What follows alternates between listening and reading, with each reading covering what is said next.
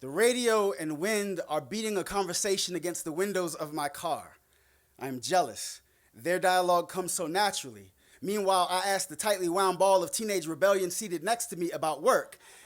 He still smells of tires and grease. I can't even tell if he answers the question. The silence is too loud. It reminds me of my first lessons in navigating awkward silence. On bumpy back roads in a blue pickup truck, Dad and I both staring straight ahead. Sometimes he would ask me about school. Most times he would just say, mm-hmm. Which either meant he wanted to confirm that there was some dialogue going on, or he was proud of me, or he loved. We didn't talk much. There's still 5 hours and 17 minutes left in this drive from Charlotte to Baltimore. My son's biological father will be waiting for us, a look of triumph on his face. My failure, his small victory, his reward is not Michael himself, but what he represents. Mike will just be extra income here. We both know it. The last time I saw my father, we didn't talk much. What had started in his lungs had moved up to his throat. As he was slipping away, eyes closed and not conscious, I whispered, "I love you."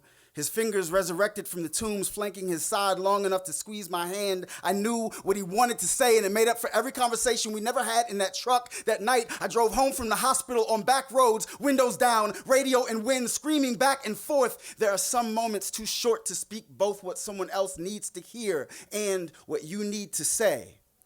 Me being socially dyslexic, I have the words, I just don't know what order to put them in. Like, I'm sorry, like, why drugs? Like, could a gang really be more family than family? Like, I don't want to see you in a body bag. Like, hearts, people, and poems, you know we are all broken, right? You know I love... When my father was your age, he was abducted by the KKK for 3 days. I just found that out. He never talked about it. Maybe that's why sometimes the silence was so loud, like, if he never talked about it, then it never happened. The point is, there are some things you are never going to understand about me until I'm gone. I squeeze the steering wheel looking for signs of life. Do you know what I'm trying to say? Can this replace every conversation we never had in this car? I pull slowly into the alley behind their row house, hesitant about this transaction like I was having second thoughts about a drug deal. It reminds me that even doing the right thing can still feel like a sin. Sin still feels like acceptance. It feels like someone leaving you. Like low volume noise is the closest thing to forgiveness I can accept. And acceptance is to know how much I am my father, have been my son. It is to ask, which father will Mike become when he is my age?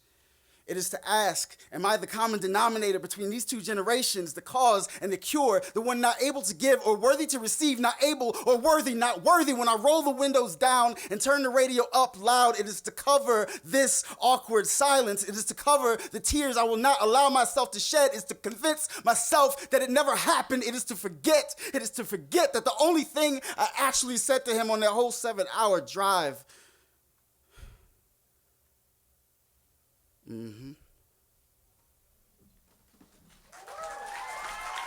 Jay Ward, last point. Give a big hand for all of this.